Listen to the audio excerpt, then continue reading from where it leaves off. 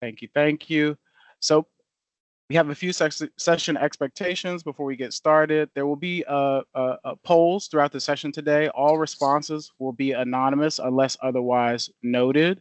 So please do continue to take that poll. This poll is anonymous. There's only one poll at the very end that will be not anonymous. And there's a reason for that, and I will tell you that when we get there. So just letting know that there will be one Q&A section where we have discussion that's open for about 15 to 20 minutes.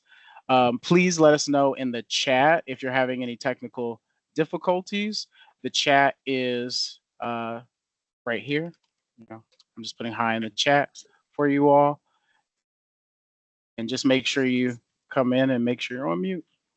And to submit a question, I'm going to ask you guys to please try to use the Q&A. As you can see, the Q&A is the little question chat bubble there, while the chat. Oh, you didn't see the poll. Ah, interesting. Well, do not worry about it right now. Let me see if actually I can restart it for you all.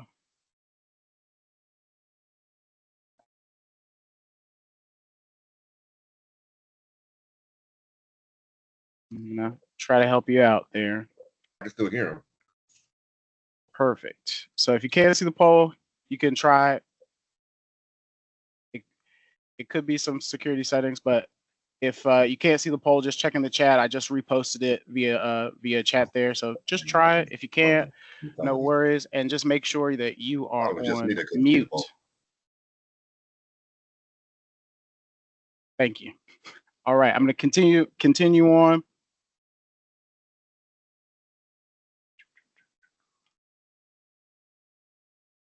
And here, actually, I'm hot fixing something. So there we go.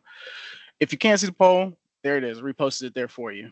So poll is now in the chat. So if you can't see it, if it's not loading for you on the screen as you jump in, there's the poll right there. I'll leave it open as we continue on forward. So thank you for that, for bearing with me.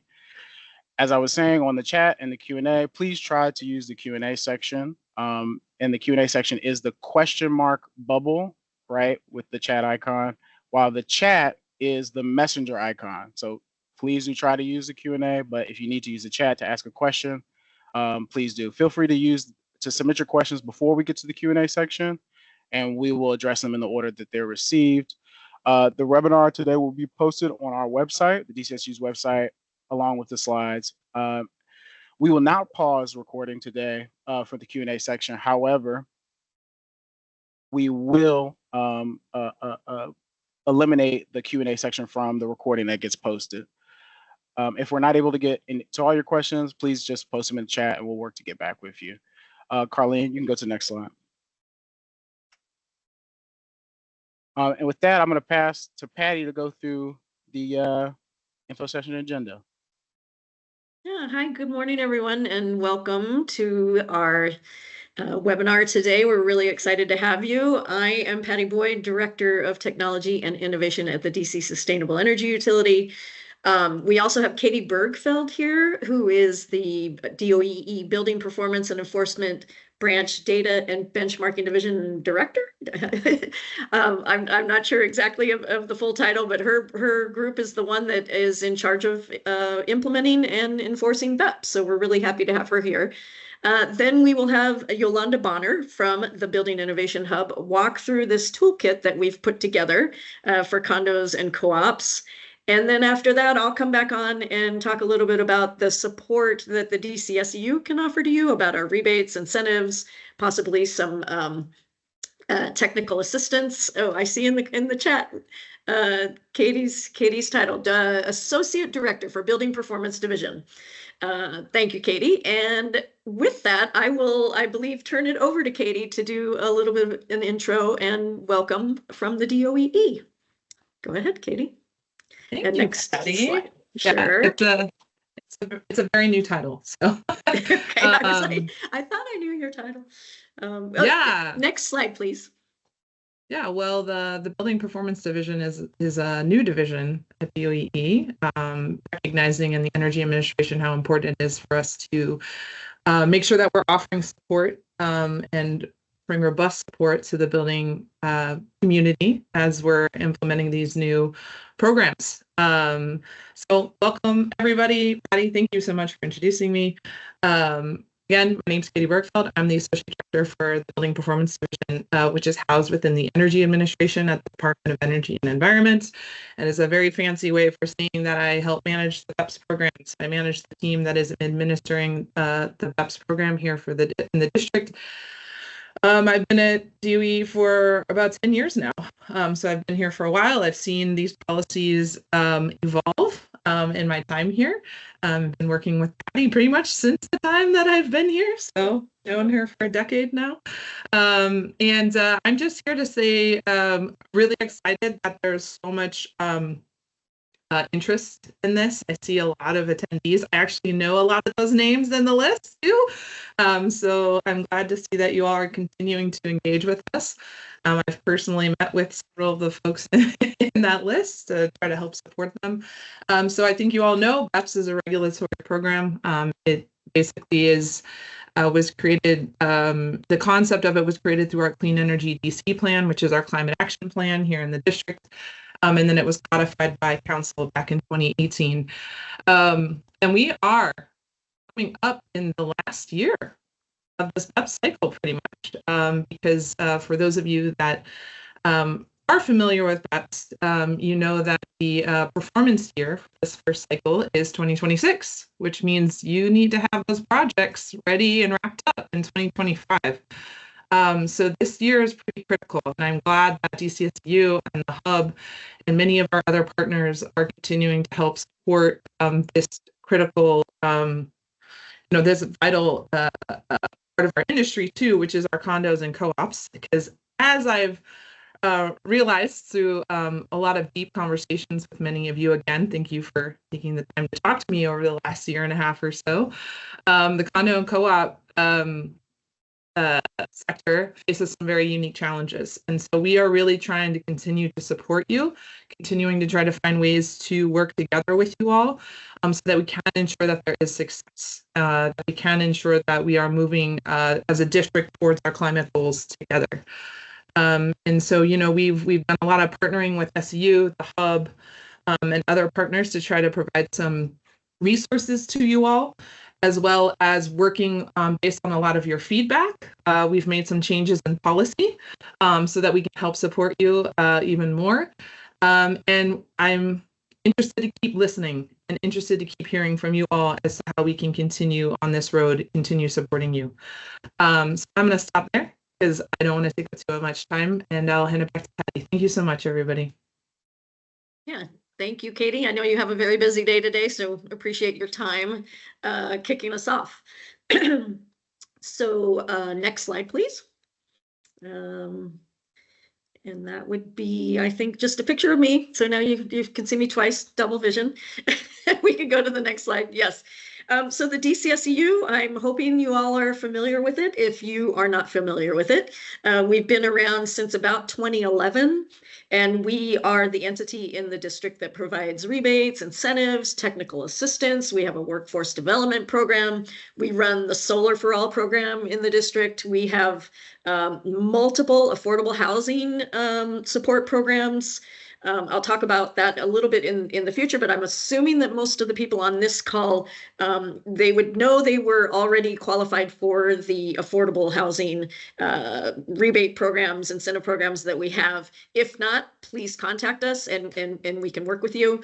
But since 2011, we've helped district residents save on their energy costs and installed a lot of renewable capacity, and have started recently doing some decarbonization work, electrification, taking out gas fired equipment and putting in electric equipment like heat pumps or induction stoves. I have been at the DCSU in 14 days. It will be 12 years. So I've dedicated a large portion of my career to this. I really believe in it. I'm honored. I feel good every day when I walk in to work at the DCSEU.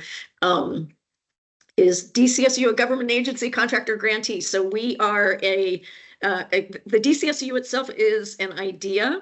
It is implemented through a contract. So Katie works for DOEE. DOEE is the contract administrator for the DCSEU.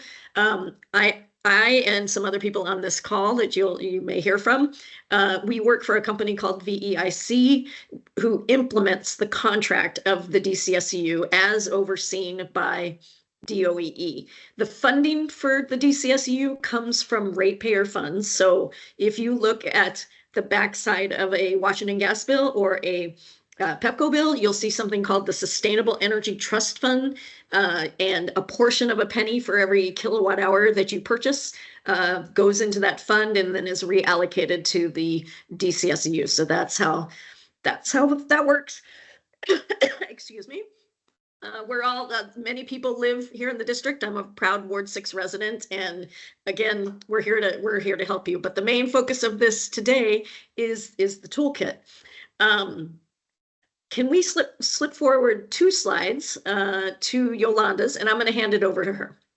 There we go. And so the DCSEU has been partnering with the Building Innovation Hub since its inception. We've created a lot of support tools, building commissioning tools to help support groups, developers, building owners comply with the very rigorous, stringent, and a little bit complicated green building energy codes. They've helped us develop these tools as well. But today we're here to talk about the Condo Co-op Toolkit that we've developed. And I'm going to turn it over to Yolanda to talk about that. So thank you, Yolanda. I'm going to go off screen until you bring me back in. Thank you. Thank you, Patty. Thank you for that warm introduction. I'm really excited to be here with all of you today to talk about something that's incredibly important and something that's also near and dear to my heart, because like many of you, my background is in property management, facilities management, and operations management. So being a part of this toolkit was pretty much like my way of giving back to the workforce that made me who I am. So this tool is very important to me. So it's not just important though for the compliance side of things, but for the long-term success of your buildings and your communities. So as many of you know, navigating the Building Energy Performance Standard, also known as the BEPS, can be a bit daunting, especially if you're new to the process. I feel like there's a lot to keep track of. And that's exactly why we created the Condo Co-op Toolkit. Our goal today is to break down this toolkit, to show you how to use this toolkit, to break down the process, to make things easier to understand and give you practical tools to help feel confident as you move through each step of this process. I'm here to walk you through the toolkit, which is designed specifically for you, the condo co-op owners, managers, and boards. So whether your building is large or small, this toolkit offers step-by-step guidance, strategies to avoid delays, and even ways to secure funding for necessary upgrades. So let's take a deeper dive and a closer look at how the toolkit can help you and your community stay on track with the BEPS compliance while also building a more sustainable future. But before I do that, I would like to introduce to you the rest of the Building Innovation Hub team. Next slide, please. They are also on this call and next slide.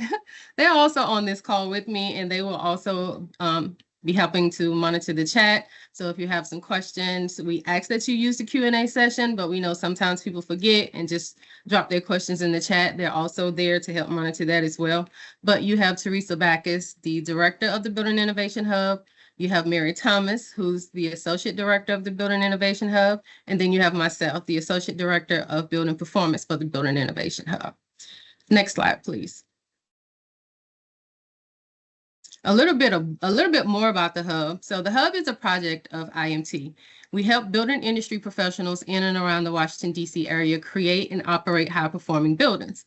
The Hub connects professionals and provides information and programming. The goal of the Hub is to meet the current needs of the building industry while simultaneously pushing the industry towards innovative solutions that we will need to build and operate high-performing buildings.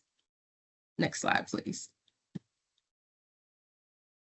So now that you know a little bit about the Hub, who we are and what we do, we're going to jump right into a quick little introduction of this toolkit and give you a little bit of an overview and show you how it's broken down and how to use it.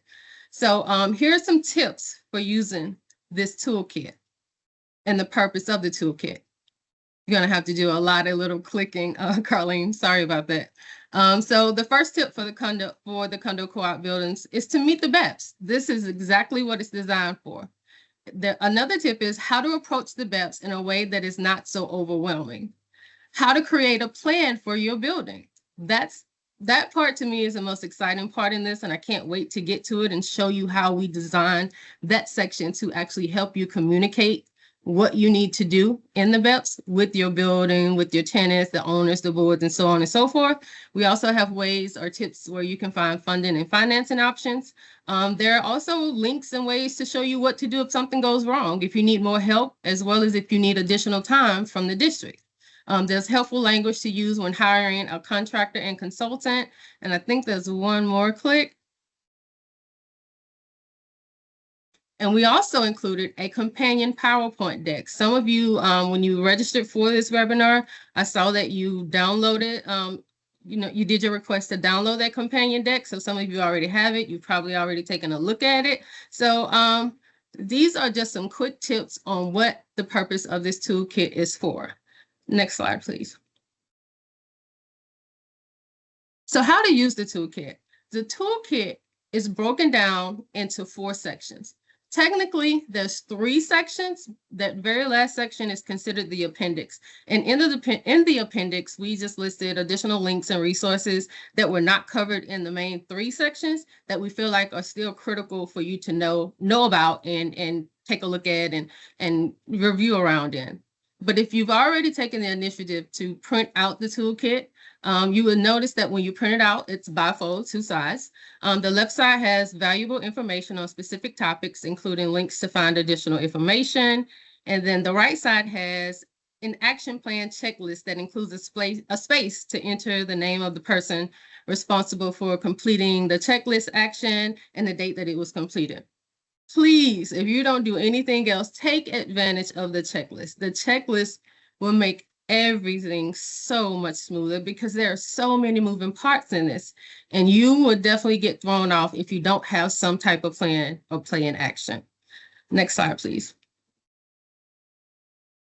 So I've already talked about who this toolkit is for: condo, co-op owners, property managers, boards, decision key makers, and tenants. However, when you're going through the toolkit, you will notice that there are 2 little circles throughout the toolkit. You have this violet color circle, and then you have this turquoise color circle. So if you see the violet color circle, this is for individuals who must meet the Building Energy Performance Standard Period 1, which covers private buildings 50,000 square feet and up, including condo and co-op buildings. The turquoise circle is more for those that must meet future BEPS compliance cycles, which covers private buildings 10,000 square feet and up, including condo and co-op buildings. Next screen, please. And so with that said, we're going to jump right into the first section of the toolkit, and that's discussing learning about BEPS. So most of you on this call are already familiar with the actual BEPS. So I'm not going to spend too much time on it, but I am going to just do like a quick, brief little introduction and overview of the BEPS. And then we're going to move through the rest of the slides. So as you all know, the BEPS is a set minimum threshold for energy performance for existing buildings. These standards are based on and measured against a building's demonstrated energy performance as shown in their benchmarking data. Metric is Energy Star score for eligible buildings, source EUI for special or rare occasions, known otherwise. Next slide, please. How does the BEPS link to DC's goals? So today, buildings account for over 70% of the greenhouse gas emission in DC. By reducing emissions, we reduce pollution. So improving our air and our health, helping to decrease waste and acquire lower energy bills is the goal. So in 2018, like Katie stated earlier, the district passed the Clean Energy DC Omnibus Act. In Title III of that act, the district created the Building Energy Performance Standards Program as a way to meeting energy and climate goals of the Sustainable DC Plan and Clean Energy DC Plan, which is currently to reduce greenhouse gas emission and energy consumption by 60% by 2030. The BEPS program works by setting standards for energy performance of buildings. Next slide. So those 2 slides that we just went over, a lot of you should be very familiar with. But again, if you download the toolkit, all of that information with the links and the resources to DOEE, the Hub, and DCSEU are there. So the next slide, we're going to get into talking about learning about benchmarking in your building. Benchmarking and BEPS are separate requirements in the district, and we have this set up in the main section of this toolkit because it's very important. But even though they're separate, they are related. Energy benchmarking is the process of measuring a building's energy performance and comparing it against peer buildings and its own past performance. So before you can determine your BEPS plan, you need to know about your building's energy performance and how to benchmark that data. This is the data the district uses to determine whether your building already meets the BEPS or if you need to enter a BEPS compliance cycle and possibly make improvements to the building. There are 2 points you need to remember in the benchmarking piece. 1, buildings are subject to benchmarking based on their floor area. Carlene, you hit the enter for me. And 2, if you are required to benchmark your building, you must track your energy and water use annually using Energy Star Portfolio Manager and report it to the Department of Energy by the compliance deadline of each year. If you downloaded this toolkit, the link to Energy Star Portfolio Manager is there. It walks you through step by step how to set up your Energy Star Portfolio Manager account. And you can always reach out to the Hub for assistance if you get a little bit sidetracked or confused with the process. Another thing to remember with benchmarking, that every few years, starting in 2024, buildings that are required to benchmark their energy use must also have the data verified by a third party. Although benchmarking is required annually, the next deadline for verification of that data is due in 2027, and every 6 years after that based on pending legislation. You can learn more about this requirement. I'm sorry, something just happened with my computer. You can learn more about this requirement as you download the toolkit for yourselves. Give me 1 second. My whole computer screen just went black.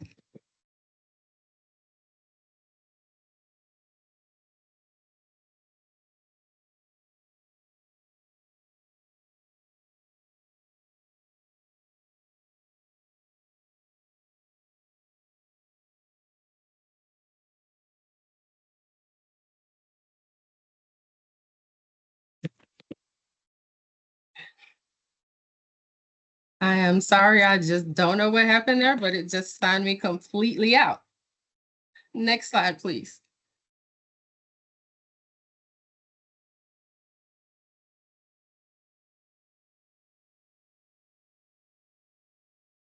Next slide in the next section in this first section of the toolkit is building size requirements.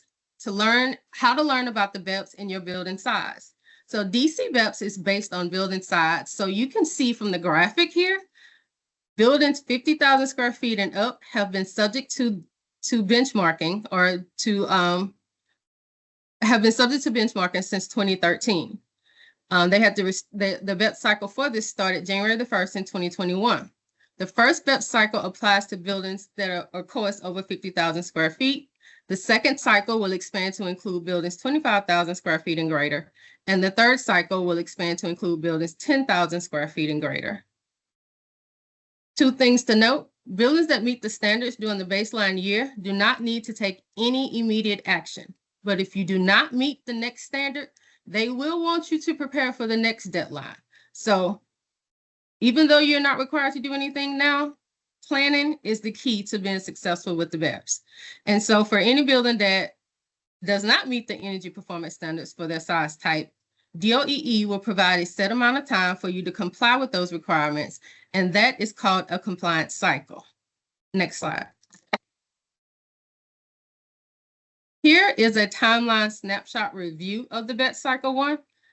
If you take a look at it, all of the dates, even the updates that were just passed about a month or 2 ago, have been added into this new snapshot review. My colleague Mary is going to drop a link in the chat of a blog that we just did listing all those updates, I would suggest you take that link, bookmark it, save it for later review to go back and familiarize yourself with all the new changes that were just passed according to the BEPS. But if you take a look at the orange star in the screen, that's currently where we are in the BEPS cycle 1. And like Katie said, we're almost coming to the end of this cycle in 2026. So prepare yourself. If you don't meet it, if you didn't have anything to do this time around, that does not mean you will not have anything to do the next go around. So make sure that you're planning properly. Next slide.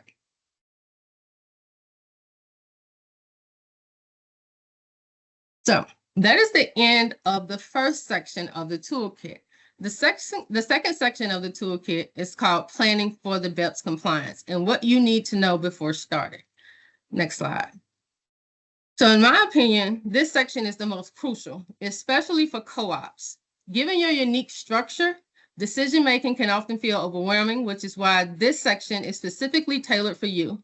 The key to success in any endeavor we all know is planning, and having a clear, well thought out plan is essential for navigating the complexities of the BEPS. So with the right plan in place, you can streamline this process, reduce a ton of stress, and set your building up for long-term success. First slide, and the first thing you should always do and should consider is deciding who will manage this process for you. One of the most important decisions you'll need to make in this process is setting a team, building your team. Within your building, make sure that it includes a little bit of everybody, not just the property managers or the maintenance techs. Make sure you have some tenants on this team that can actually speak for those that are normally not in that management position. And we've taken the liberty to kind of define those individuals or what their titles could be and tell you the little bit of things that they may be responsible for in their roles. So we have the approvers. They will be considered the approving body that will review proposed work, contracts, reports, results for the energy audit, for example, funding and financing options, and et cetera. And they will ultimately sign off on the next steps of the process. You have the BEPS property manager, responsible for the day-to-day management of the BEPS process and the final BEPS submission. And then you have helpers. These people can, again, be tenants. You know, they'll be responsible for assisting the project manager with various BEPS-related tasks, such as creating or updating the Energy Star Portfolio Manager account, or collecting utility information and coordinating communication between residents. I feel that it's always good to have a tenant in there because it shows that transparency and that trust between the management and the tenant team. So keep that piece of information in mind. Next slide, please. The next key component in this section is understanding the BEPS requirements you have to make. Enter, please. There's a lot on this one. So now that you've established your roles and you reported your benchmarking data, let's shift our focus a little bit to understanding the requirements that you have to make. So in order to make informed decisions and ensure compliance, it's crucial to fully grasp the specific BEPS requirements that apply to your building. This is the foundation for all actions that will take place moving forward. And there are two key points you will need to remember. The BEPS standard for multifamily buildings for BEPS Cycle 1 is an Energy Star score of 66 or a source energy use intensity of 110.7 kBTUs for rare multifamily buildings that do not qualify for an Energy Star score. So if your building does not qualify for an Energy Star score, your decision will be based off the EUI. If your building has an Energy Star score, your compliance is based on this number, the 66. So that is what you would have to meet, not the source EUI. I have a graphic of the checklist on the side of this because in this particular section, I feel like the checklist is very important. It not only helps you determine where you are in your BEPS requirements, but it shows where you need to get to. So you can kind of see those numbers and the difference, or maybe you're at a 66 and you won't need to do anything. But if you are required to get to a 66 and your numbers are 34, then you can kind of see what work needs to be done and how much work you need to do to try to get to that 66. So that checklist is there for a reason. Again, I highly recommend that you all utilize the checklist. Next slide, please. The next slide as we were building out this toolkit, we did a lot of interviews and touch points with people out in the field to kind of feel like, what is it that they need the most help with? And of course, money or finding money to get this work done was number one on the list. And so we've created this slide to kind of help you and show you the 3 places that you can start with your funding and financing search. You have the Hub, funding and financing portal. That's on our website. That link is actually in the toolkit. We have a ton of different resources, outside resources that you can tap into to get funding to help you with these energy efficiency upgrades. And then you can connect with DCSEU to learn how to receive financial support from their whole building and individual unit rebate and incentive offerings, and possibly qualify for the Affordable Housing Retrofit Accelerator Program. They will talk a little bit more about that after the Q&A session. And then you have DC Green Bank. They also offer special financing that may be relevant to your project as well. So these are the 3 key places we suggest you start, but you are more than welcome to look into any other entity that you feel will help you get to where you need to be to meet compliance. Next slide, please. Consider an energy audit, energy measurements. Typically, we tell people who are just starting out in this and don't know what to do or don't know how their building is performing, start with an energy audit. And what is an energy audit? An energy audit will help you get full understanding of how your building uses the energy within, or what type of energy efficiency measures are needed to meet the BEPS. Next. What kind of energy audit most people ask, because after they go and do the research, they find that there are multiple types of energy audits. So we always suggest an ASHRAE level 2 energy audit. And yes, doesn't it cost? Yes, it does cost. There's no way around it. You have to pay for this energy audit. It's relevant. It will help you in the long run, and it will help you save a lot of money. And it's a relatively small price to pay compared to the savings you can receive for doing it correctly, or the penalties you could receive for non-compliance. So consider the energy audit first to help yourself with managing your money, saving money, and staying on track. Next slide, please. Communication. If you guys know me, some of you do know me, some of you don't. My previous job was with DGS. I was the facilities operations manager for all of DC Fire EMS. When I took over that position, it was not good at all. I rebuilt that whole position based off communication alone. And that's me talking to the captains, talking to the lieutenants, including them in everything that I did or had to do. And communication to me is how I excel on my current job, because there are people who are still struggling to learn this stuff and understand it. So communication is key in everything you do when it relates to the BEPS. Talking with your board and your residents will probably be number 2 on making this process much more smoother. And effective communication approaches are critical. Emphasize the importance of clear, consistent messaging to ensure tenant and owner engagement throughout this process. Involve the stakeholders. Property managers and boards can involve tenants and owners in decision-making through meetings, informational sessions, and newsletters. Building buy-in. Address concerns, share benefits, and keep all parties informed about the steps and timelines involved, and resources of communication. Use the toolkit template or frameworks to create letters, FAQs, and community meeting agendas. That's what it's designed for. Communication, I really cannot stress enough how important just being able to communicate with your team on site is going to be for the success of your BEPS. Next slide. So I talked earlier about a companion slide deck that we have included. Some of you have already downloaded the toolkit, and some of you have already downloaded the slide deck. The slide deck consists of about 60 different unique slides that you can cater to help you speak to whomever you need to speak to on your team. So if you are the property manager and you're the one who's leading the work with the BEPS, and you need to talk to the condo board, your tenants, the slide deck is designed to help you do that.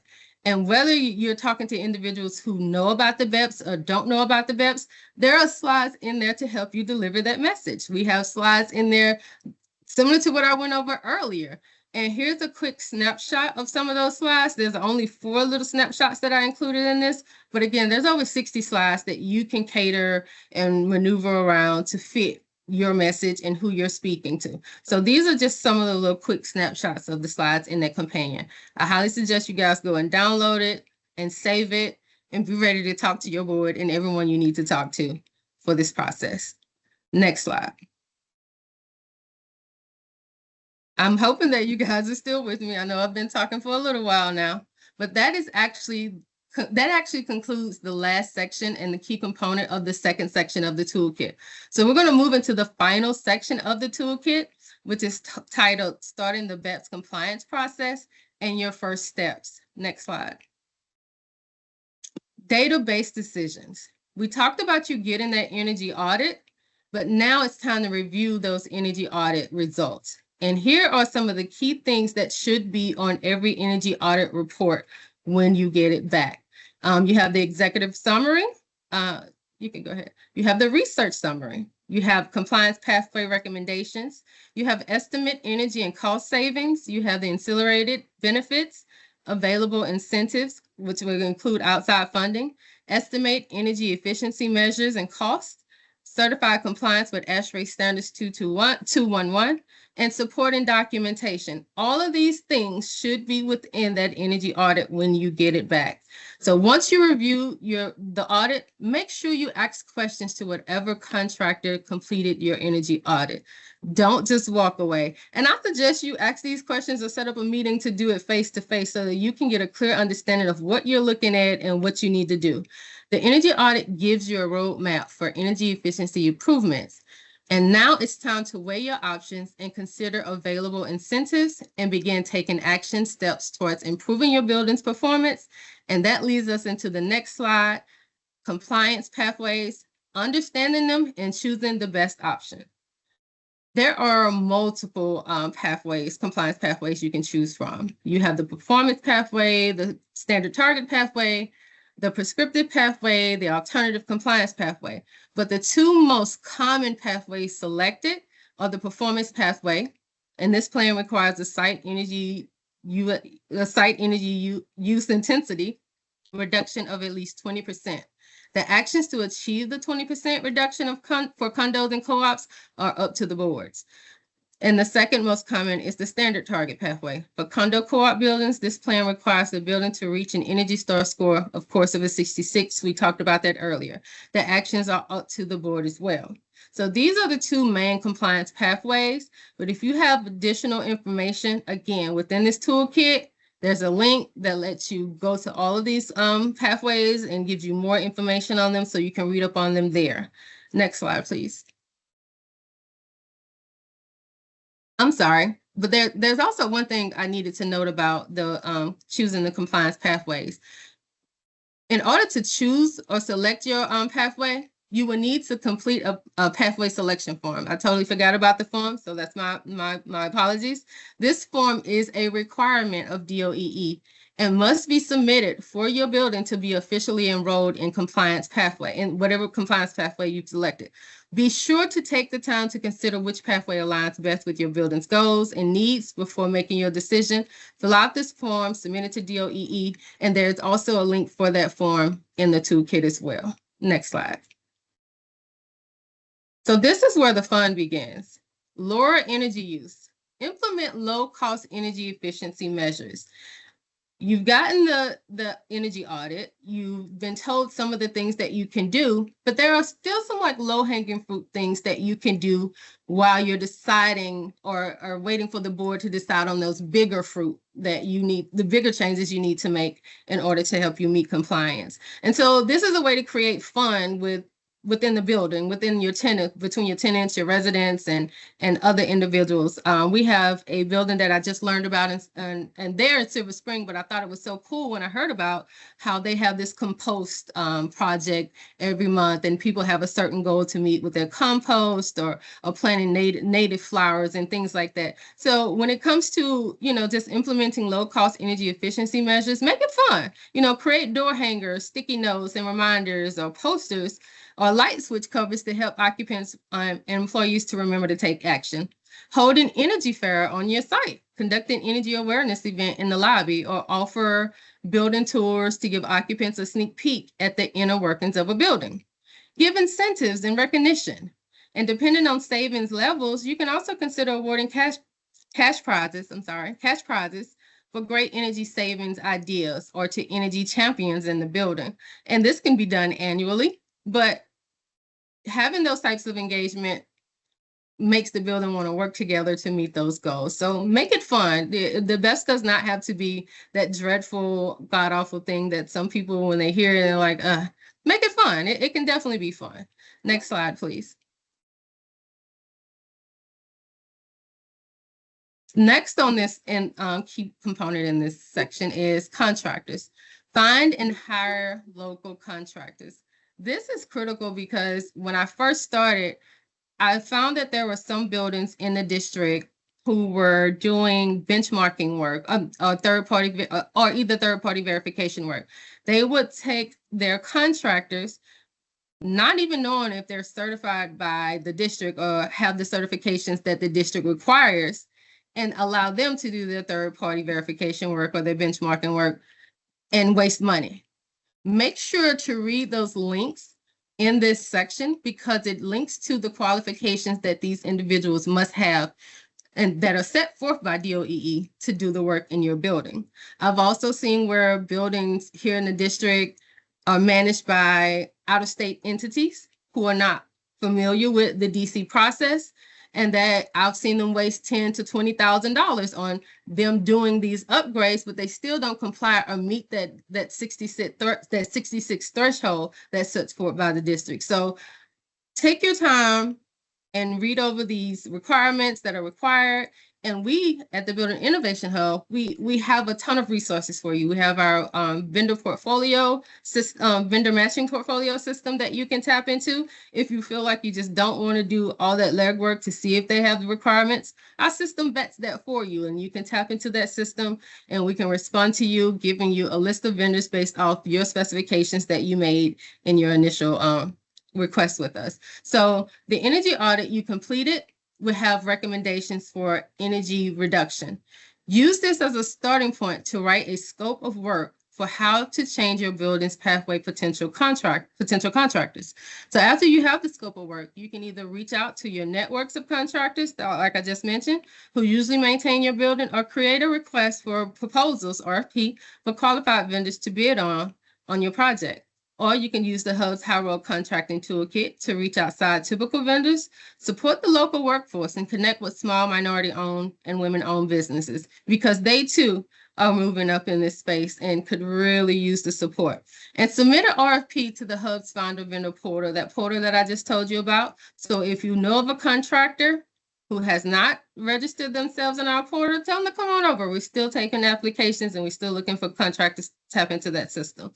So you make sure when you're in this section and you're deciding who your contractors are, utilize its full potential, because you don't want to waste money on someone who is not familiar with the district's rules and regulations as it relates to the BEPS. Next slide, please.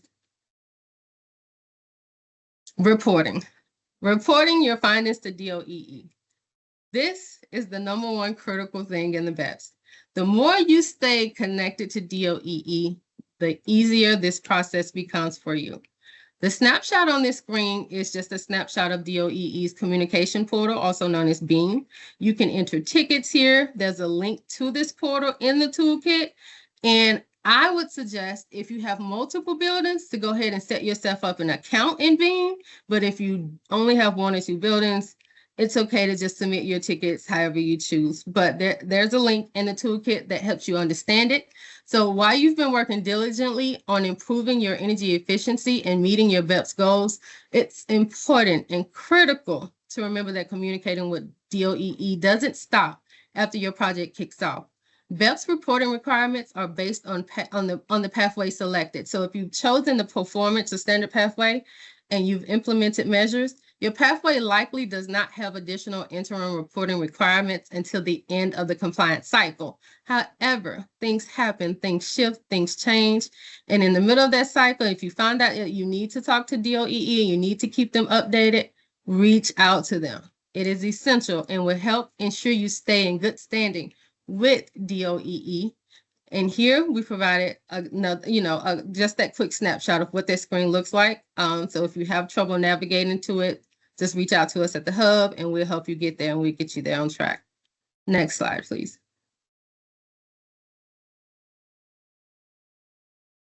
Compliance challenges and finding help. We put these two slides together for a reason, because if you stay connected to DOEE, getting the help you need will come quickly, and it will keep the delays and it will keep you out of penalty situations. So finding that help, going straight to that portal, ask the questions you need to ask in that beam. You can tap into it and find out how to change your building's pathway. If you feel like you've chosen the wrong pathway, you want to go a different direction, Beam is where you can do that at. How to request an extension. You can go into Beam and start that conversation with DOEE as well. How to request a delay of compliance, what to do if you're fined. You can talk to DOEE that way. And what to do if you run out of funding and have a bad experience with the contractor and you want to talk to someone at DOEE about it and let them know what's going on. Save that link. I promise you won't regret it. The more you talk to them, the easier this process will become for you. Next slide, please. And now we're at the end. And I think I've been pretty good with keeping us on track. Like I said earlier, the appendix only includes links to additional resources and information that we didn't cover in those main 3 sections. So you have the toolkit, you'll see that. It includes a link, for instance, like the BEPS applicability checklist. You have the benchmarking checklist there, and then you have information on the BEPS compliant pathway cycle 1. It gives more in-depth details and understanding of each compliance cycle. So make sure you download this toolkit. And next slide, please. On this slide, I just really wanted to highlight some upcoming events. One of our biggest focuses this year is multifamily properties. And we know that this conversation doesn't just end here. We have a ton of events catered to you guys. I would love to have you back because I love to talk. One of the next events that we have is coming up on March 27th, which is our roundtable session, which is also partnered with DCSEU. It will be geared toward low-income multifamily properties. You can scan the QR code that's there on the page, or you can sign up for our newsletter. We will have that information rolling out on when you can, sign up for that section. And then starting in May, we're going to have something that's pretty informal, something that I'm hoping to kick off and build out with DCSEU and DOEE and some of our other partners. We're going to have what we call a monthly conversation session called the Green Table Talk. It's informal. You don't have to stick to a queue. You can ask whatever questions you want to ask. I want this to be a safe space because I know that people are still struggling to ask the questions that they want to ask. And some people in certain areas are even scared to even ask the questions because they don't know how silly it may sound or how small it may be or how big it may be. No question is too big or too small at this conversation table.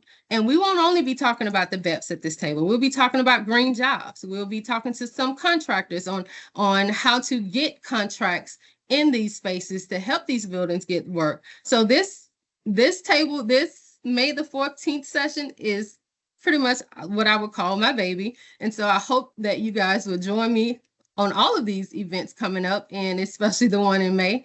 And I love to see you there. And so with that, next slide. I want to say thank you. Again, you can scan the QR code. There are some links there to reach out to the hub if you need us, how to connect to us on LinkedIn. If you want to just send us a short email, ask us a simple question, you can do that there as well. And I always suggest that you sign up for the hub's newsletter. Everything that comes out related to green jobs, this green space, is in that newsletter. So thank you. Keep in touch. And I appreciate you all for joining us. And thank you to our supporters and our members as well, especially DCSEU. Thank you. Patty, I'll turn it back over to you. Yes, hi everyone. I hope you enjoyed that presentation. I'm excited for you guys to be able to check out the tool if you haven't done so already. Now we're going to switch topics from the tool itself into the things that the DCSEU might be able to help you with. And I'm going to start this part of the conversation by saying that I, Patty Boyd, live in a 54-unit condo. I am on the board. Actually, we had a meeting on Tuesday. I've been on our board for 10 years, and I stepped down from the board because a new group of folks wanted to step up. So I am, as of Tuesday, no longer on the board of my condo, but I have been, for about 10 years. And so I have participated in DCSEU programs for our condo, either through the board or as an individual resident. And so we have offerings for both things. And I did see a question in the chat about will condo and co-op owners need to pursue BEPS individually, or will the association handle the BEPS that cover common area, or does it depend? The building owner is who is responsible for BEPS compliance. And a building owner, at least in my case, and let me just also add that our building is only 48,000 square feet, so it's not subject to BEPS 1. It will be subject to BEPS 2. In that case, the board should take ownership of trying to comply with BEPS, right? I understand. I saw another question in there about if you have a single meter, how do you know how much energy use people are using? You don't, if it's just a single meter. In my case, we have 54 gas meters, well, actually 55 gas meters and 55 electric meters. And so all of that data went into, because we've had to start benchmarking last year, or was it the year before? It went into Portfolio Manager, and it creates an aggregate Energy Star score based on the individual units. If your building just has 1 meter, then that one electric meter, 1 gas meter, 1 water meter, it would create a score based on that and some other details. So whoever's in charge of paying the landscaping, the board, right? This is the same kind of thing. If your building, if something happened with the building and you got a fine from the city, it would likely go through the board, and the board would have to deal with it through reserves or whatever, right? So it is the board that needs to take action, and that this toolkit was made for the board to have steps to help you figure out what to do. So I hope that answers that question. In the case of somebody using more energy than somebody else, yeah, that's tough. You can't convince anybody to do something they don't believe in if they don't want to decrease the energy use. But I'm speaking again from my condo experience, if we don't meet the BEPS and we don't take action to reduce our energy use, and we end up with a fine, my condo association will have to pay that fine. And where does that funding come from? Well, it comes from the individual contributors that, I pay my condo association fee. It would come out over that, or a special assessment or something like that. So in the end, at least in the condo, I'm not super familiar with co-ops, but in the condo, I would end up having to pay a portion of that fine, like anything else. So I hope that clarifies that a little bit. And I see a lot more chats going in there. I'm sorry, I can't pay attention to all of them. And let me get back to what the DCSEU has to offer you. So what do we know, what to know about whole buildings and common area upgrades, right? Condo association boards can apply for DCSEU rebates and incentives for common areas, just like a business. So when I first got on the board, 10 years ago, I was working at the DCSEU, and I knew that we could go to a distributor and get light bulbs, LED light bulbs, and switch out from the CFL that we had in there into the LED. Our board went through that. I was leading the effort. We applied for a DCSEU business rebate because it's a common area, and the board is kind of like a business, right? So you do qualify, right? I'll show you those programs and what the measures are, but you can go as a board and say, okay, we want to retrofit all the lighting. Can the DCSEU provide us a rebate for that? If the building is large enough, my building wasn't large enough to really get technical assistance, but for some of the larger buildings, we definitely can assign an account manager and an energy consultant or an engineer. We have both of those, a representative from both of those groups on the call right now. We provide some technical assistance sometimes on the larger projects. And then again, I mentioned income qualification, but if excuse me, if you think your condo or co-op may be income qualified, and in a multifamily case, that means that 50% of the units are less than or equal to 80% of the area median income for your residents. If you think that's the case, we have additional program offerings like the Affordable Housing Retrofit Accelerator. We have the manager of that online right now. And in that case, we have heightened incentives, a very high level of incentives that we can offer for retrofits and changes in pieces of equipment. So next slide, please.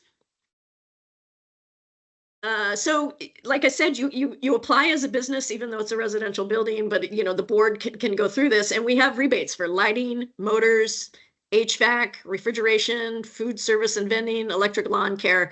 The instant rebates, that's how our condo benefited. Some distributors in the district work directly with the DCSEU. We offset the cost of certain measures like lighting and HVAC through the distributor, and your contractor can work directly with the distributor to get kind of in bulk rather than individual, or you trying to go to Home Depot and then turn in your receipts, right?